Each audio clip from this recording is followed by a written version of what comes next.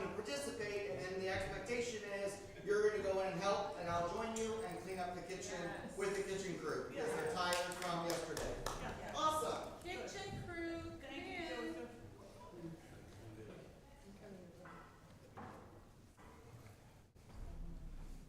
I wonder if the streaming computer is not connected to the internet. Is that the problem?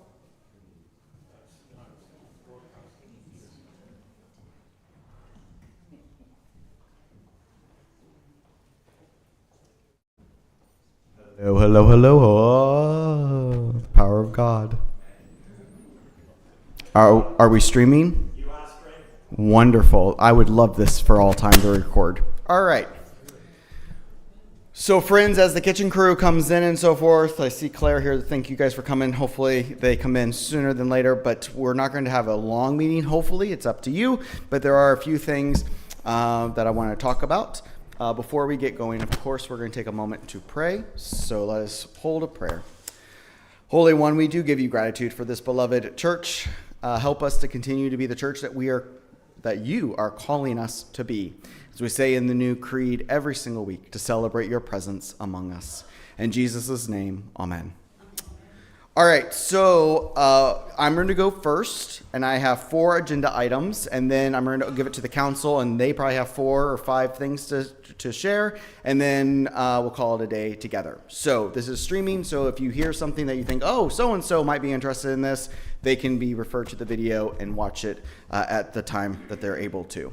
So we're going to talk money first, and also with the intention of this town hall, as we get closer and closer, if you can believe it, to Christmas and the new year, we wanted to just do a touch base with the congregation and then move to the new year. So this will probably be the last town hall before 2026, but don't hold me to that. If we need to have a talk, we'll have a talk. So money, as I've been saying in worship, we are in currently a deficit. Now, pause. We assumed from the very beginning we're going to have a deficit of some kind this year. And deficit, how we're defining it, is the actual income from the year and the actual expenses for the year, and put those numbers together. It's very simple. So right now our current deficit is negative $22,000. What we need to hold is we have a 4% withdrawal every year from our investments to help pay our expenses. So we have negative 22. We have that 17,000 from the withdrawal, and these are all rounded numbers. If you want specifics, please talk to Linda. But negative 22, withdrawal of 17, that means a remaining deficit of 5,000. That means we are pulling into our nest egg, if you will, in order to do that. Now, what also should be mentioned is our investments, because it's based on U.S. markets, is up. So we have made more than $5,000 in our investment account overall. Again, if you want the specific numbers, Linda, someone can help you talk about those things if you wish. What is interesting or worth noting is our envelope offering, and that it means people who give general funds to Deer Lake United. Compared September 30th, 2025 to September 30th, 2024, last year, and these are September numbers, so anything in October doesn't count, the envelope offering has dipped negative $13,000. So last year we had $13,000 more in envelope offering. Now, various reasons. One main reason that I want to highlight, and Linda can talk about this privately if you have questions, is people are giving to specific causes. So giving isn't terribly low, but just whenever you make it designated, it means it's not going to help pay our light bill.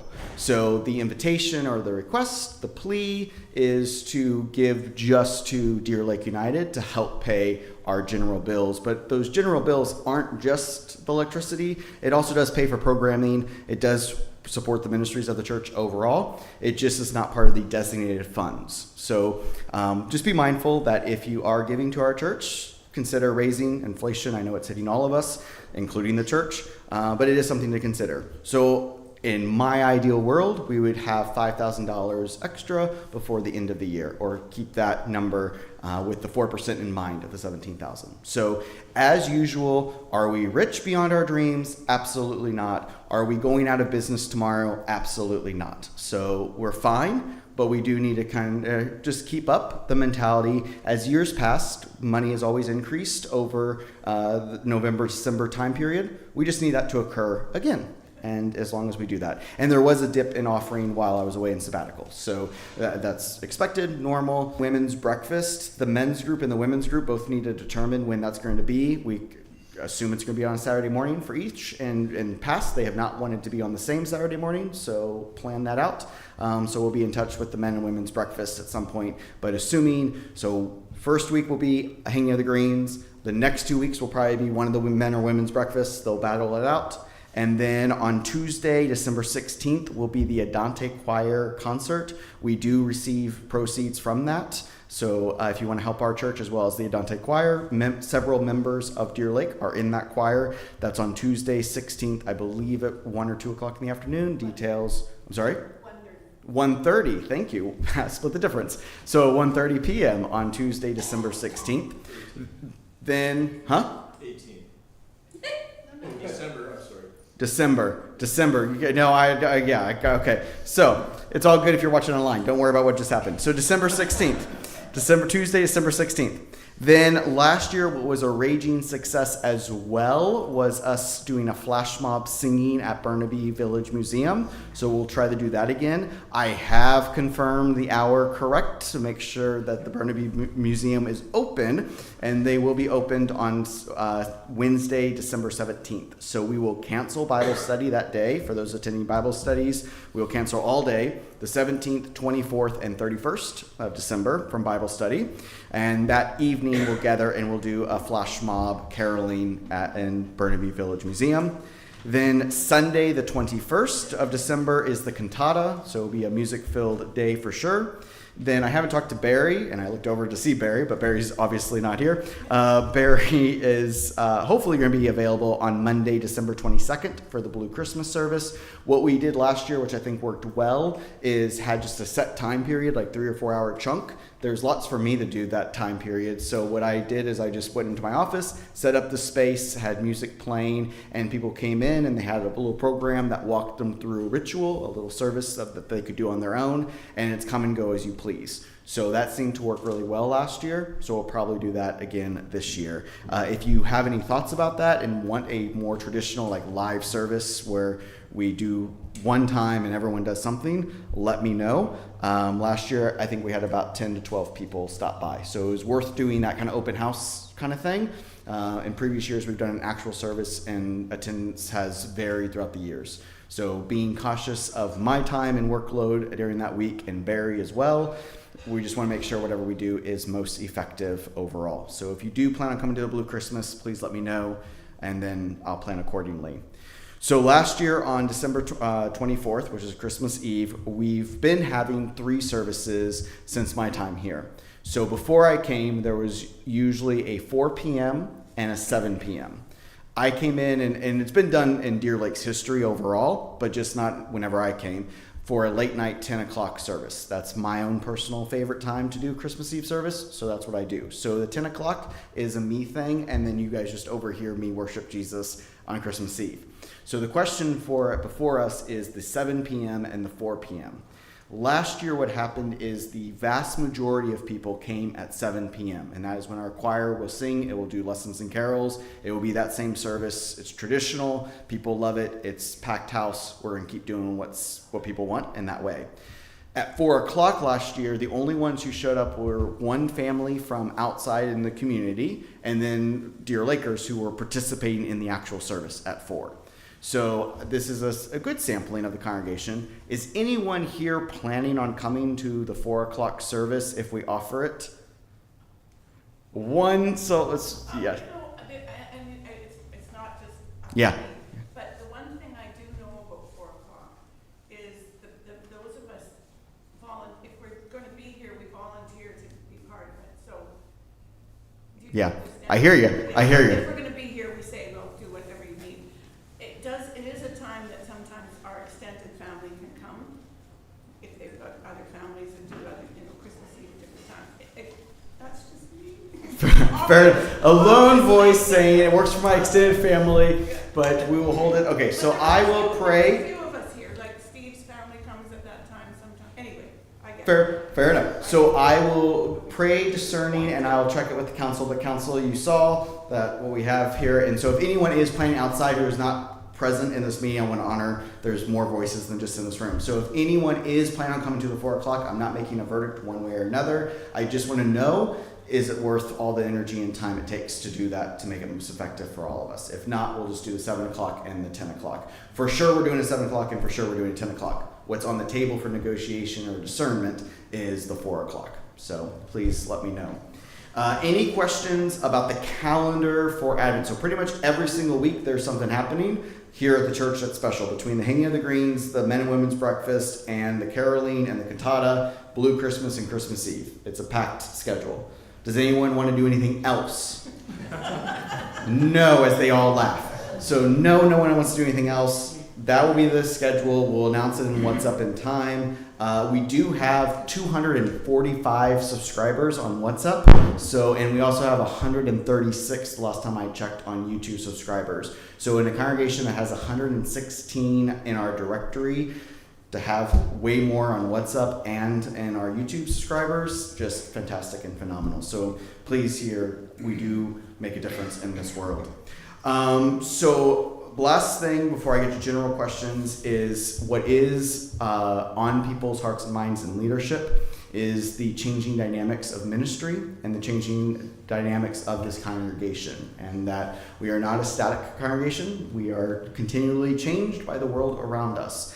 And so in the coming months, what the council and I will be working on and seeking input from you at various points and stages is how can we make our work the most sustainable on all levels. And so I'm not going to get more into detail because I don't really have a lot of detail, but just know it's not lost on us of all the factors that are influencing and impacting us as a congregation. And all of us want our church to be living in a sustainable way, but also open to the Spirit's leading in the mystery of God. And so we trust that God has not left us, that God has not done with Deer Lake.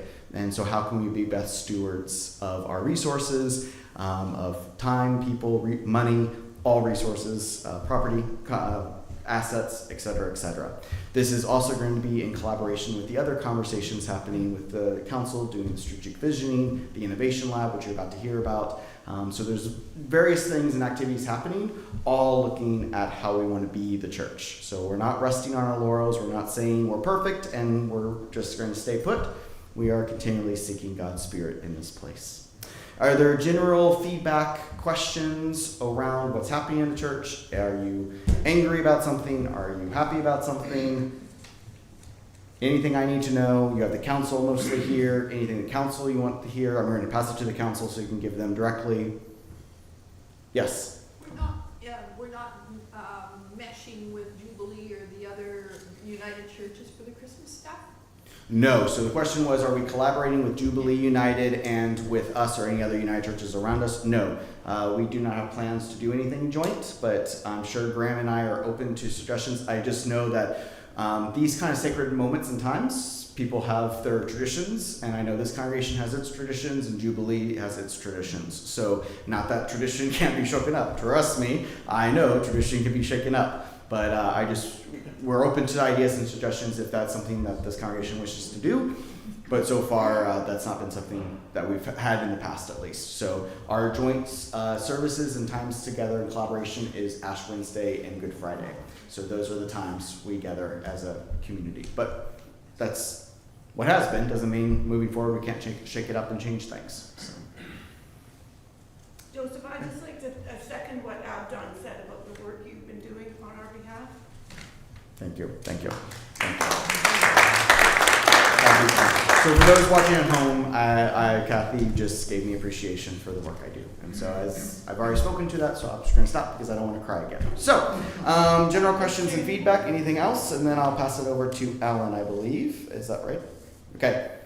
Any other things that I need to hear? I really do want to differentiate. We're going to talk. So Ellen and I talked about this where The council is to provide oversight to the minister based on its policies and so forth. So in essence, the council is its own body, but I also am on council by manual rules, by the United Church of Canada's rules. And so it's a partnership, it's a relationship. So there are times when I purposely remove myself so you all as a congregation can engage with the council and give feedback and talk about things that you don't want me to hear. That's fully appropriate and that's fine. There are other times whenever we are a joint partnership and it's a relationship between the minister and the council and the governing body. So because we're streaming this and it's public, we decided this is not a good opportunity for you to complain about me behind my back. So because it's online, I can just watch it. So I'm going to stay in the room and be present, but I'm going to try my darnest to not talk and let the council just do the council's thing. So that's kind of the dynamic, just naming the elephants in the room if there are any. So that's the dynamic going forward. But it is a close partnership, and I do love our council, and the relationship is a good working relationship. So I just want to thank all the council members for all that you're doing and that you're here today. So Ellen, now I'll be quiet and go sit down. Do you have a stapler for that mouth? Phyllis said, do I have a stapler for the mouth? And technically they did a scientific experiment in high school with tape, and no tape known to man can keep this shut. Done and tried. Wow, there's a reason he's got that beard, you know? It doesn't stick. I just have a few things for council, and this is in lieu of council summary that would normally be in WhatsApp. One of the things we've been making sure happens is the annual policy reviews every year. Policies are reviewed by every committee and leadership team, and so that's happening right now. It should be done within the next couple of weeks. We've been evaluating our 2025 strategic goal and looking ahead at the 2026 strategic goal. Normally we have a fall retreat to do that, and we're not taking one this year. So we've been spending some time during our meetings talking about our strategic goal. Joseph, I mentioned that we're going to be asking for information probably early in the new year, just about process and operational procedure and what's working, what might not be working. And so we'll be reaching out to leadership, maybe committees, maybe some lay leaders, maybe everybody. We're not quite there yet, but we will be seeking some input in the new year just about how things are going and what can be streamlined and what needs more focus. So that'll be happening. The National Church has changed its policy on ACMs, and so now we can do it later in the year. Originally it was as early in the year as possible, so we've always done it in February, which has always been a bit of a rush. So based on that new policy, we're planning on having the ACM in March this year. We're not sure which March Sunday, but it will be March, and that way everybody will just be a little bit, we'll have more time to prepare for everything.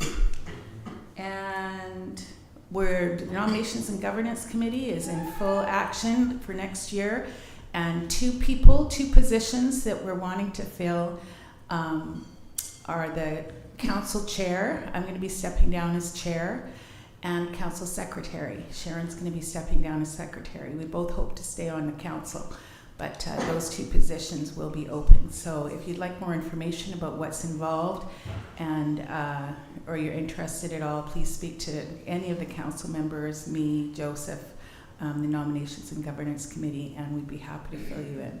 We just want to let you know those are two positions that are open at the moment. Okay? We have two more things. We have Elizabeth, who's going to come up now and talk. Oh, does anybody have any questions about those things before I sit down? Yeah. So those positions, they expire what date? You mean my position? Yeah. With the ACM. Okay. At the ACM, that's when we do all our nominations. March. Yeah. Okay, Elizabeth's going to be talking a little bit about the Innovation Lab, and then Sharon's going to come up, and then we're done. Thank you. Hi, I get to talk about the Innovation Lab. So that's going to be starting very shortly, and it's going to be a 2-year process that we're going to get involved with.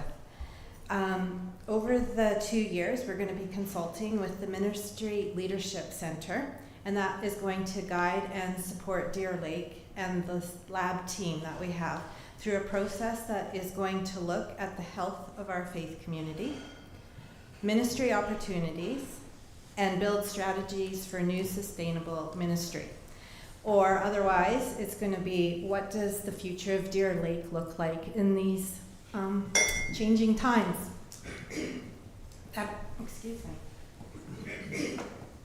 that are happening in our church communities.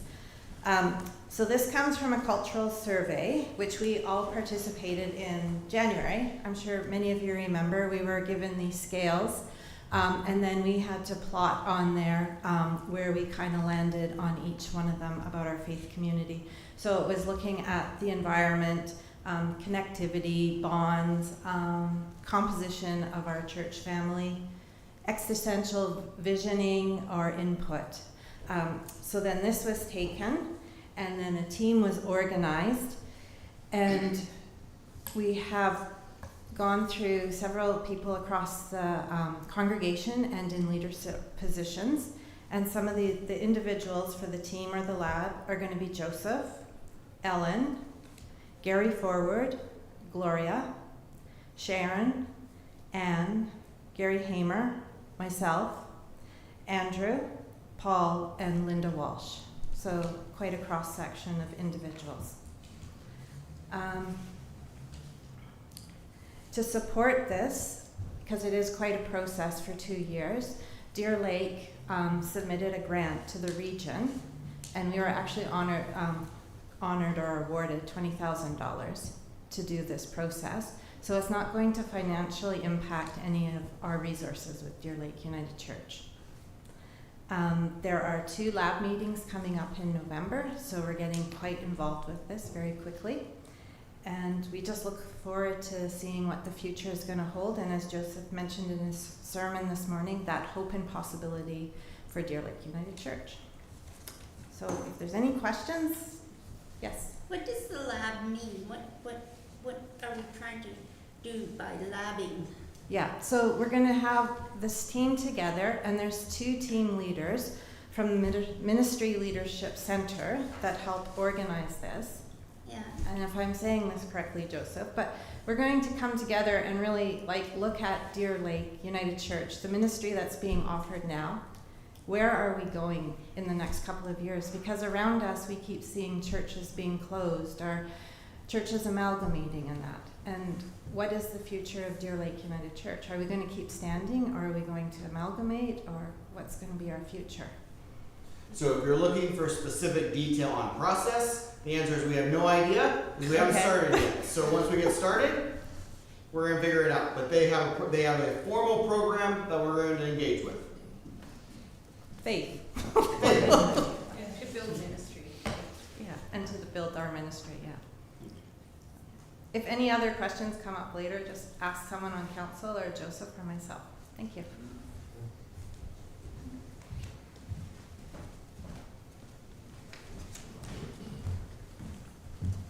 Here's half of our Affirm team. Yes. And the other half, Gloria is one of our members. Gloria, you can just wave while you're there. And Brian had to leave this morning. Just before Sharon gives you an update, we just wanted to let you know how we're made up. So we, of the Affirm Committee, all feel very passionate about this process and are have been anxious to keep moving. As we both all have family and friends who have been affected and have been marginalized by different things that we're working on now. But we want to make sure that our personal passion isn't overriding the process. So Sharon is going to explain the process and just what we're hoping to do going forward. Thank you, Kathy. So we have, over the past year, had many conversations here. We've had films. We've talked about different experiences within the church. We've talked about racism, different abilities, women's role in the churches, homosexuality and gender identities, and how we live together in faith. And I think it's fair to say that we have that every Sunday morning. Thank you, Joseph. And we've had many people come out to the events, and we get, through those meetings, we get a sense that people are interested and curious and invested in affirming and looking towards becoming an affirming congregation. So as an Affirm team, this is what we really want to know. If we had a vote in the next while, do you feel, with the information that we have provided, do you feel that you would have an informed decision to say yes or no to becoming an affirming ministry? What that decision would lead us towards, it would be that we would make a clear statement on our mission statement, saying, encompassing who we are, I hesitate to word welcoming, but who we are living with in faith, in a faithful way, declaring that we are accepting of all. We would continue to explore what it means to be accepting. It doesn't mean that the process ends, or the discussions or the information things end at that point. We continue to live into how we are accepting, and how we are living with different perspectives and seeing different perspectives. And on our website and in our buildings, we would have flags of acceptance, and so basically we would be explicit, just like we talked about at PI. We're public, intentional, and explicit. So we want to make it clear that, again, affirming vote doesn't say that we're done. It says we are invested.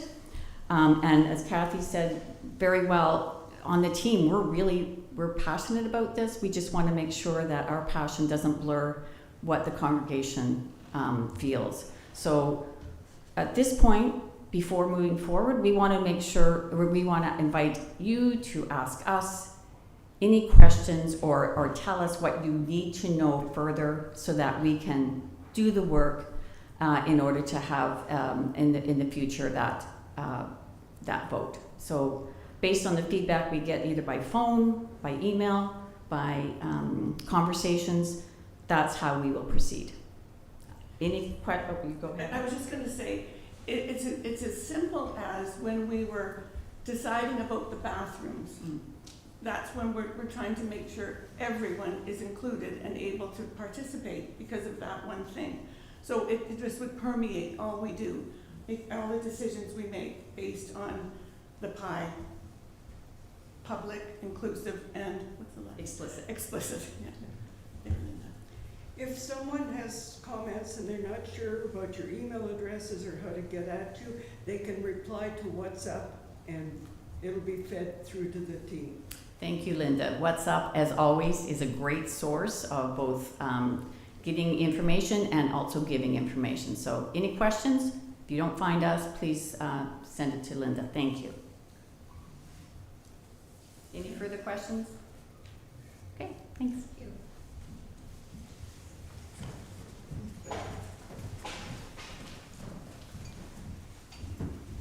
Okay, so two more pieces and then I'll let you go. It's almost 1 o'clock, so we're good on time. So we have two ladies in the kitchen that are continuing to work, Janet and Josie, but Claire's here and Phyllis is here. I know Steve's was around. Steve may have had to leave. But these are the people that do the kitchen every single week. They did a lot of work yesterday and the week prior with the funerals and so forth. Can we just give them a round of applause for all the work that they do? Thank you guys. And please yell at Janet for not coming in and Josie for not coming in, but give them also our appreciation as you yell at them and say how much we value them for our church, because they do so much ministry at this church. So thank you, both Janet, Josie, Claire, Phyllis, Steve, and so many others. The last thing I want to say is I am mindful that in the past with Deer Lake, there have been ministers that have said, I'm too busy, and it's always a tension of living into, which is, yes, I'm not home twiddling my thumbs bored, but also I'm never too busy. If you need me, reach out to me. I've said before in the last few weeks that I'm just really limiting how many people can just drop in and just shoot the breeze with me, because time is a sacred resource for me right now. But that doesn't mean that if you need to talk to me, I'm not here. So I am absolutely here for everybody, and I'll make it work somehow, some way. That's the magic of God in the breads and loaves story. If you know that story from Jesus, That's what ministry is about. And so I'm never too busy if you need me. I know whenever Shirley McGarr was alive and well doing pastoral care, she'll always say, don't bother the minister, don't bother the minister. And I kept on saying, bother the minister, bother the minister. That's what I'm here for. And no one is ever a bother. Shirley was never a bother, and none of you watching or here present are a bother, ever. Yes, Phyllis. But it bothers me that you're not giving up anything. Like the other day when you said, when we had our Bible study, and we asked, should we put the chairs down? And you, oh no, I'll do it. Yes, because, yes, so Phyllis is pointing out that sometimes I don't delegate because sometimes I need physical exercise, and putting chairs away or putting tables down is the times I find breaths and find quiet and find solitude. So please trust that whenever, because my job is not only taking care of you all, but taking care of myself. And so whenever I take those moments, for you, you may see it as work. For me, I see it as a monk's monastery life of moment of gratitude and moments of prayer and being with God. So it depends on how you look at things. It's all about framing. But trust me that I'm taking care of myself, and I can take care of you, and we take care of each other in those ways. But I appreciate the offer every time people offer to do stuff. And if I don't want something done, I'll let you know. Otherwise, I'll tell you, go ahead. Which, by the way, I want you to go in there and help clean up the kitchen, because I don't want to go in there and clean up the kitchen. So go finish. It's all done. Okay, so everything's done in the fellowship hall, so it's all good. Clap. Yes, everything's happy. So friends, it is a good church to be at. We have lots of things going on, and so it's good. And so let us pray a word of gratitude before we go out into the sunny day. So Holy One, we do give thanks for this fall day. We also thank you for the extra hour of rest. Now as we go out back into the world, we're mindful it is still Sabbath, so help us to have a light load this day.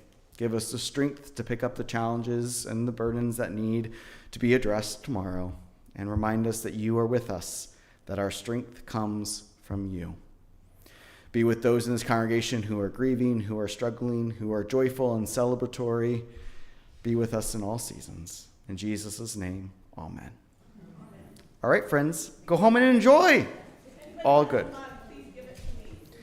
Anyone who has a mug, give it to Kathy Richardson, apparently. So.